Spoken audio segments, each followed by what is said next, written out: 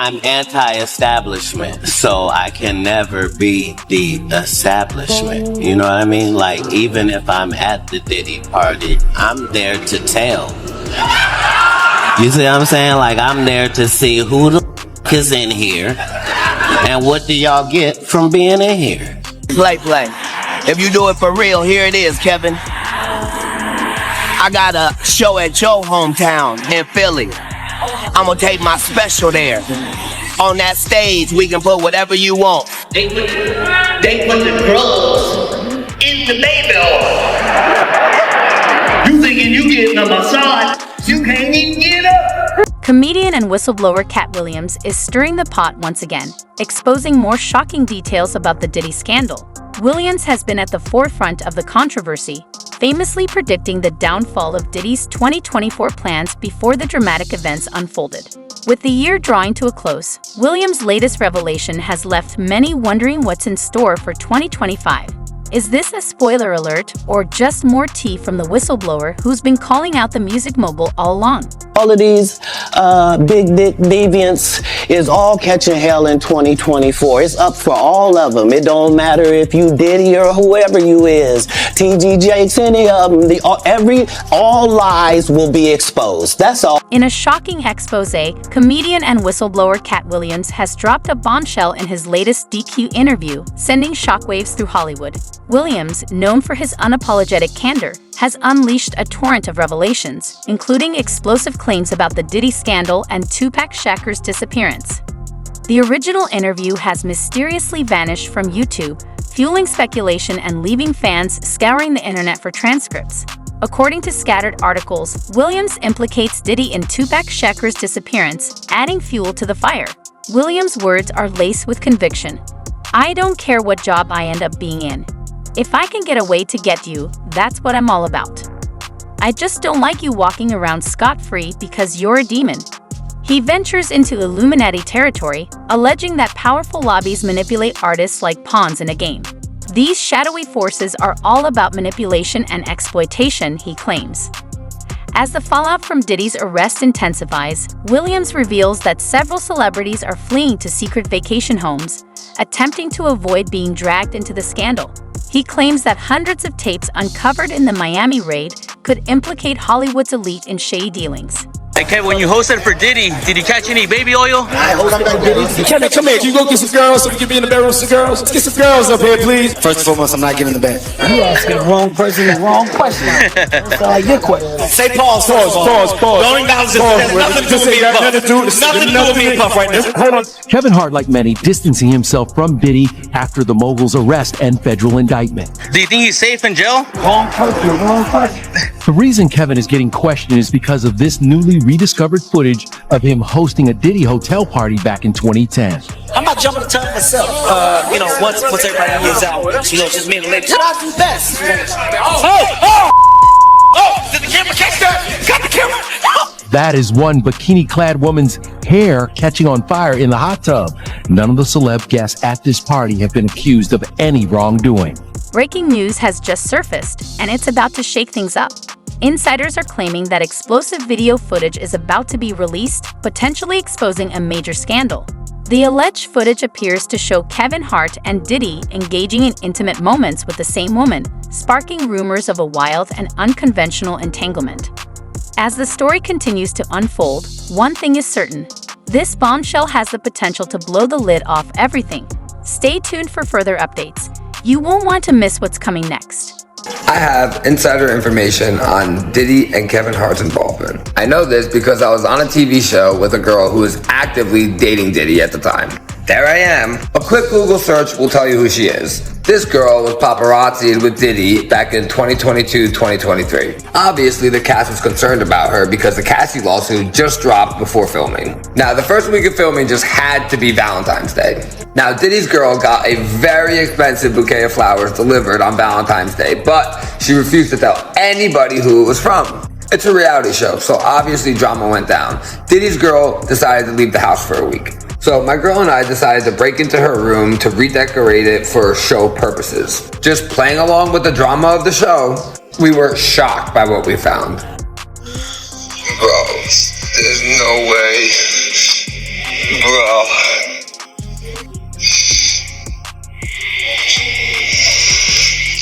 Oh my God, so Puff. The flowers were from Diddy. Love, Puff. This sent my girlfriend into a spiral. As a woman, she was terrified that Diddy had our address. She let the girl know how she felt and put the card back where she found it. The girl told Diddy what happened, and then Diddy threatened production. So the Diddy girl started screaming at my girlfriend, saying that Diddy was going to sue her because of what she wrote on the note. Worried that we were all going to discuss this sick that he was doing on our TV show. The fact that he wanted to silence a girl that he doesn't even know for writing on a note is absolutely insane. Production then pulled every cast member aside and instructed us to no longer have any Diddy conversation for the duration of the show.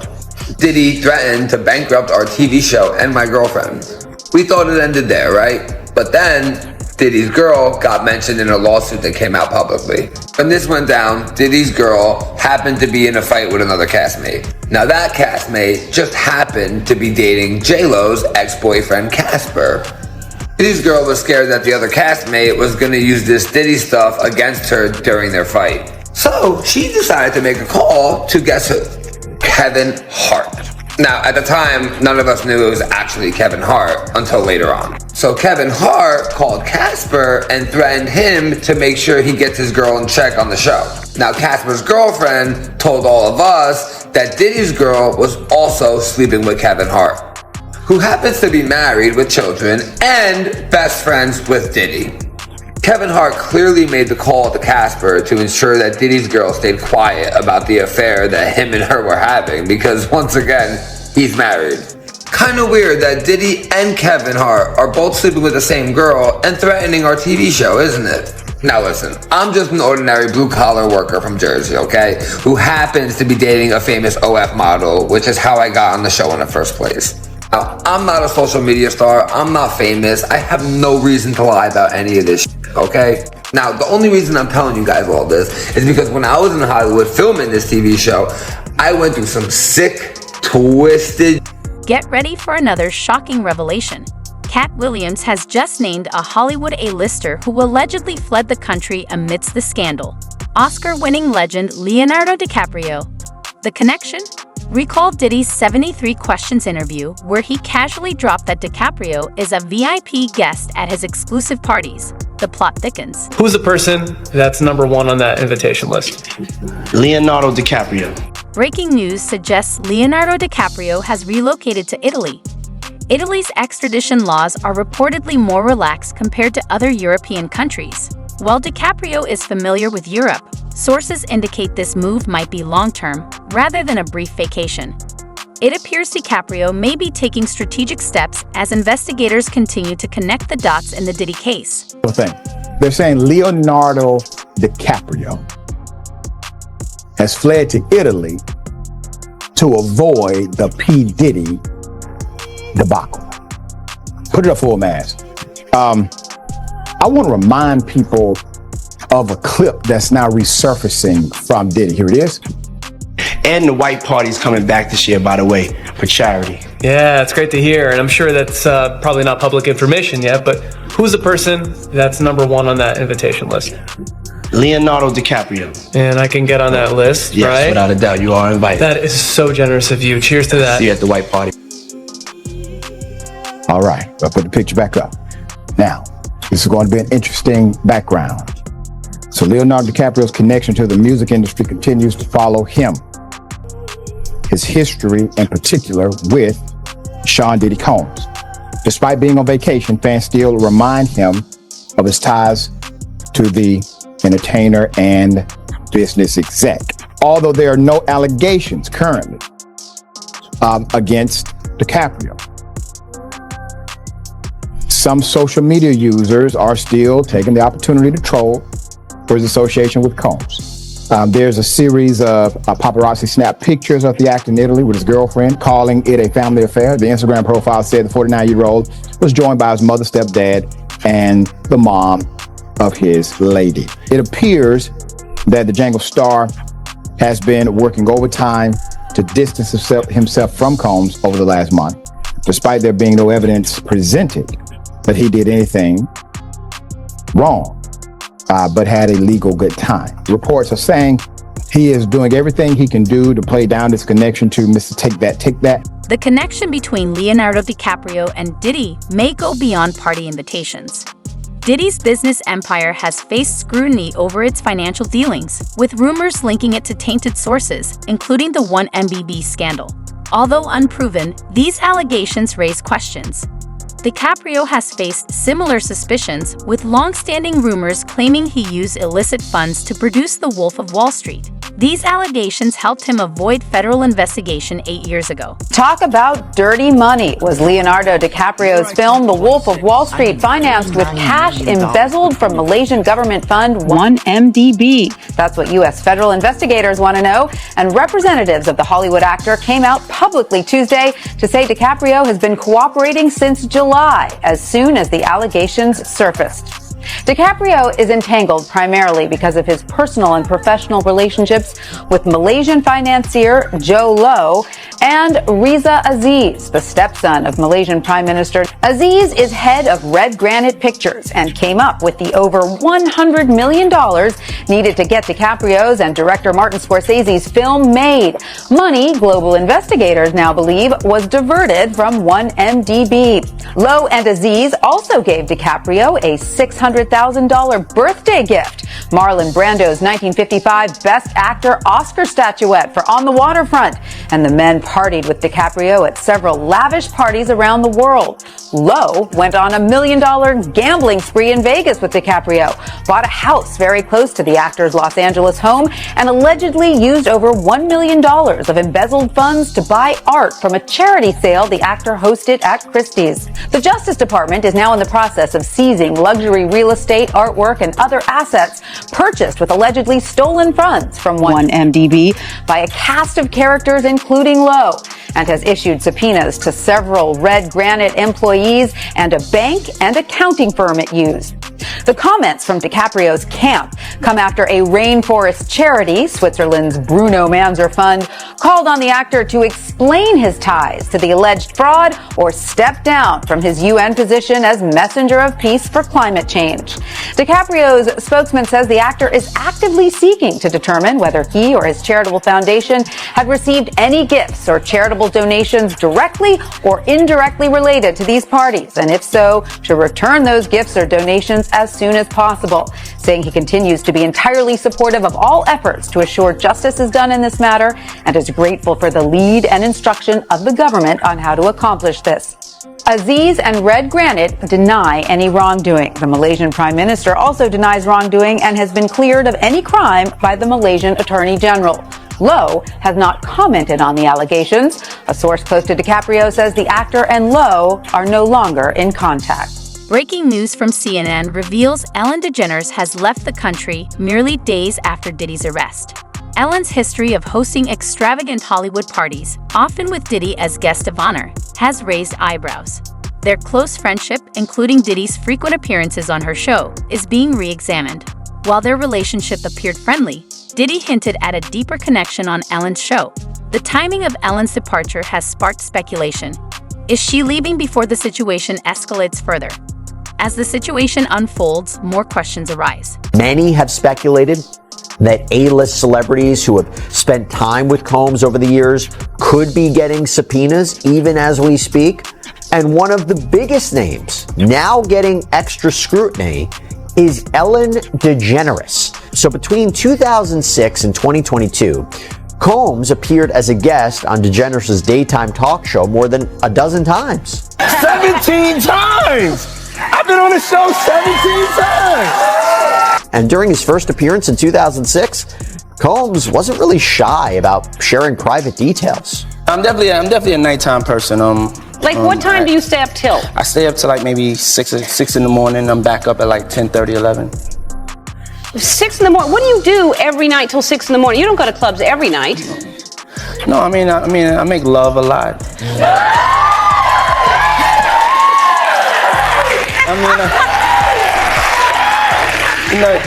That's Ellen, my favorite answer ever. Many clips of his guest spots have resurfaced recently, including discussions between Combs and Ellen about his infamous parties. It'll go from like 9:30 to like maybe 3 o'clock, 3 o'clock. And then, we have the top 2 floors of the hotel. And then it will carry on there. Yeah. Then the after party. No, I know about them. And years later, Combs said he wanted to attend one of Ellen's parties. I have to arrive fashionably late. All right. Not too late, though. Not too late? Not too late, please. What time would you like me there? I'll tell you later. Okay. But not too late. Because, once you get there, the party really starts. Yeah. You know what I'm saying? I got you. I promise you, I'm not going to let you down on this big one. All right, For good. real. Good. Your shoes, your feet are going to have blisters. You're going to be dancing so hard. I can't wait. Now, the two seem to kind of dance around the apparently open secret that Combs' parties were beyond wild, with reports of drugs and multiple participants and more. And as the allegations against Combs have mounted, many have called his interviews with Ellen now creepy. So no money on you? It's just a little bit of money on me. Oh, you do have money on you. Lord have mercy.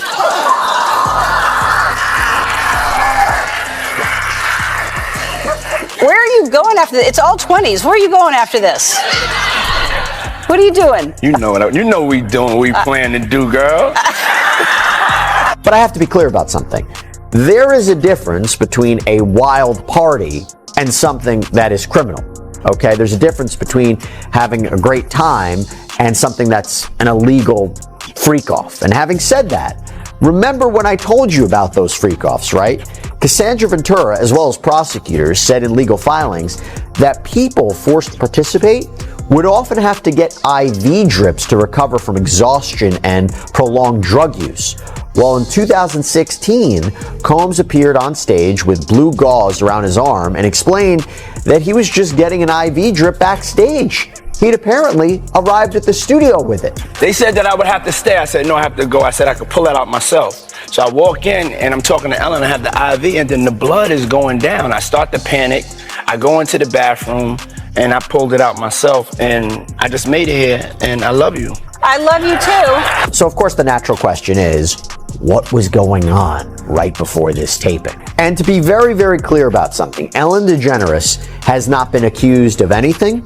She is not listed in any one of the government's filings. The only reason we are talking about this now is because we are going back and looking at these old interviews, looking at these old comments, looking at these old interactions to see if potentially they could play a role in his criminal case. The Ellen DeGeneres show faced intense scrutiny over allegations of a toxic work environment, but the controversy intensified following the tragic passing of DG Steven, Twitch boss, in 2022.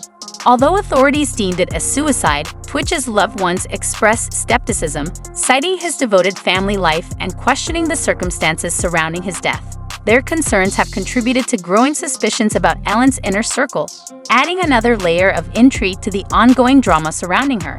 Now, as for Stephen Twitch Boss, he died on December 13th, 2022, and the official cause of death was ruled as a self-inflicted wound to the head. But even now, fans are still trying to wrap their heads around this tragedy, and a lot of them are still not buying the official story. Now, yeah, guys, I never really fully grasped, how this happened. But I get it. I mean, when it comes to people doing things to themselves because they're sick of, existing, a lot of the times they do kind of act like he was acting up until extremely positive, funny, cheery, like making videos, funny dance videos, and all types of things that just exuded positivity and happiness. But in all actuality, that is obviously a mask, completely a mask, for him to do what he did. Here's what allegedly we know about Stephen's passing. On Monday, December 12th, he left his home on foot and checked into the Oak Tree Inn Motel in Encino, Los Angeles. Just a quick 15-minute stroll from the house he shared with his wife Allison and their 3 children. The next day, Allison freaked out when she saw that Twitch was gone while his car was still in its place, and she ran to the local police station begging them to take Twitch's disappearance seriously. Allison told the police that something was off because Twitch never went anywhere without his car. car, and several officers followed Allison back to the house to look for clues about Twitch's whereabouts. But shortly after, the motel where Twitch had checked in the previous day called the police and said they found Twitch in the bathroom of his room. But despite the official ruling on the cause of death, fans had a tough time wrapping their heads around the idea that Twitch would do this because he never once shared that he was struggling with anything. And at least from the outside, he seemed like a genuinely happy person who adored his family. In fact, not too long before he passed, Twitch and Allison revealed that they were seriously considering adding another little one to the family. Oh my God, do you miss having a newborn in the house? I sure do. No. Uh-oh. I think we would love to start trying for another one. Oh. Yeah. Wait, what? How you feel? Look, she said she missed it. How you feel? No, listen, we love. Listen, Guys, here's the thing. Listen, kids are amazing once they actually are older and can speak. I would say 5 and up. Anything from 0 to 5 is completely miserable in your household, girl. I mean, you can lie and say you like that, right? But you're wrong. It's terrible. Like, what is the point? Can we just fast forward? I would love to fast forward kids to 5 years old at least. No, but we really do. I love the little babies. I love them, and to be quite, it's a constant conversation. Also, what's amazing about it? Celebrated their 9th wedding anniversary just 4 days before Twitch's tragic passing, and Twitch shared this sweet tribute to Allison on IG. To be clear, just because someone looks happy from the outside doesn't mean that they're not struggling in private. And depressed people are often good at masking their symptoms, even in front of their loved ones. On the other hand, a lot of people felt something seemed off about the official narrative of Twitch's passing, especially the part about this mysterious note he left in the motel room. It was initially reported in the media that no note was found at the scene, but law enforcement sources later confirmed to TMZ that Twitch left a note in which he alluded to past challenges, but they didn't disclose what kind of challenges Twitch was referring to. And even with the note and the official autopsy report, many fans are still saying there's way too much fishy business surrounding Twitch's death, and they're just not buying the idea that he would leave his family. And now that Ellen's friendship with Diddy is in the spotlight, some sources are speculating that Twitch was being blackmailed with something. Now, let me be clear. There is no proof that Twitch himself was close to Diddy or attended any of his parties. They checked around Twitch and Allison's home looking for any clues. The 911 call from the motel had come in just shortly after Allison had contacted the cops, so that's how this all came. Katt Williams has made another explosive claim, this time involving media mogul Oprah Winfrey. According to Williams, Oprah's pristine public image may be concealing some secrets. Oh, I will save that fight for another time because I really want to get your thoughts on Oprah. Devil. Demon. Destroyer. So villain, not a hero like many people see her. You think she's a villain? She's a super villain. She's the biggest villain in the world, and yet nobody will ask the most obvious question in the world. Is her and Gail getting married? It's clear she don't want to marry Stedman. Why don't her and Gail get married? Now she went on that Ozempic, it put her in the hospital. She almost diarrheaed herself to death. Stedman wasn't there at the hospital. Gail was crying for her friend. What's wrong with y'all people? Like, I don't get it. I don't understand. I wish she would just come out the closet. Like, she's really taking this, don't ask, don't tell too far. And she ain't never been in the military. Well, she is a snake. Like, there's no bigger snake than Oprah. Because I cover Michael Jackson. I'm curious your thoughts. I believe Michael Jackson's actually innocent. I've been doing a whole documentary. Although Michael Jackson is innocent, they targeted him. And for her to play in his face while he was alive, those boys to discredit him, and then her to bring it back right after he passed away. The way she did Luther Vandross when he passed away. The way she just, exploited him laying in that bed. The way she did, the way she does the way she's doing Taraji P. Henson. I think she should be tried in the court of public opinion for what she's doing to poor Fantasia. It's sad. Oprah Winfrey, once revered for her compassion and role in empowering millions, is facing scrutiny.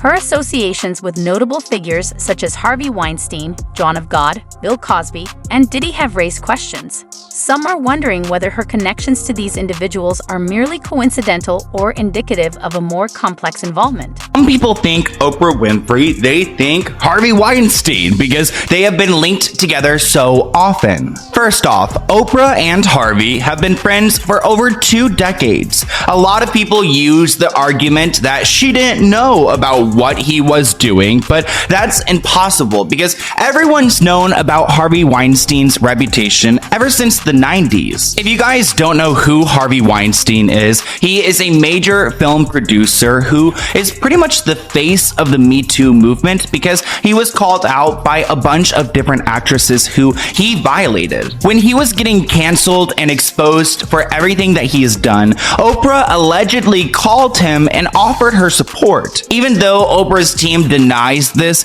I believe it because Oprah has been close with Harvey and she has showed him some sympathy over time. Even though he is a disgusting man and he deserves to rot in jail. But I don't understand why Oprah wants to be best friends with someone like Harvey Weinstein. They had a very warm friendship, and the photos show. Some people actually believe that Oprah convinced some actresses to hook up with Harvey Weinstein. And actually, Rose McGowan tweeted out, "I'm glad more people are seeing the ugly truth of Oprah. I wish she were real, but she isn't." Oprah has attempted to speak out on Harvey Weinstein, but she never really gets to the point, and you can tell that she's trying to protect him. Let's talk about what's happening with Harvey Weinstein. I know you posted on Facebook already, but you haven't kind of spoken yet publicly about what's going on. I think that this is, I'm always trying to look for the rainbow in the cloud, whatever is the silver lining.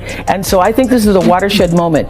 And if we make this just about Harvey Weinstein, then we will have lost this moment. I think this is a moment where no matter what business you work in, there have been women who not only had the disease to please, that's a part of it, but who felt that in order to keep my job, in order to keep my position, in order to keep moving forward, I've got to smile, I've got to look the other way, I got to pretend he didn't say that. Of course, Oprah is trying to switch the narrative and make this about everyone else because it's not just Harvey. But we need to talk about the bizarre contrast in Oprah's behavior when it comes to dealing with people like Harvey versus dealing with someone like Michael Jackson. In early 2019, there was a documentary created about Harvey Weinstein titled Untouchable. It premiered at Sundance, but it didn't get a lot of media attention. And of course, Oprah didn't bring any attention to that documentary.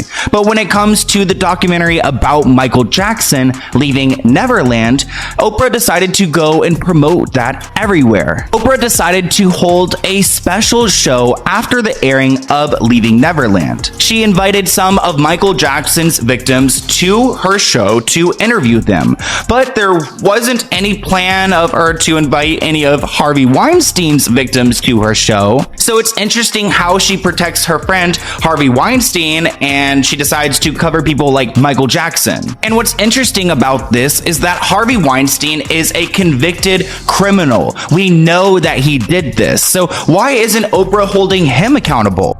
Oprah Winfrey has undoubtedly been a powerful and influential figure for decades, celebrated for her philanthropy, media empire, and the positive impact she has had on millions of lives. However, her associations with controversial figures have fueled public curiosity and skepticism. You guys remember how I mentioned that Oprah did a special show after Michael Jackson's documentary? Well, there's a clip from that show that I want to play for you guys because it seems like Oprah is trying to justify bad behavior, and this clip was actually pretty hard to find, so I'm pretty sure Oprah's team is trying to bury it, but let's react to it. This clip may come off triggering, so viewers' discretion is advised. So this is what so many people don't understand. A big part of the confusion and shame for child victims is that the attention and the seduction from the predator, who is probably going to be somebody you know. Right. In order for it to work, it has to be somebody you know, somebody you admire, somebody you respect, or maybe even love. And it feels good. I mean, If you're 7 years old and somebody, which I was trying to say this to my friends who had children, you're 7 years old and someone is it feels good. Right. Even though you don't have a name for what that is, it feels good. What does it mean that it felt good? What does that mean about me? It's so confusing for children. Yeah. And when I first said this years ago, people were like, "You're crazy," because everybody wants to believe it's like, and you're being thrown up against the wall and you're being.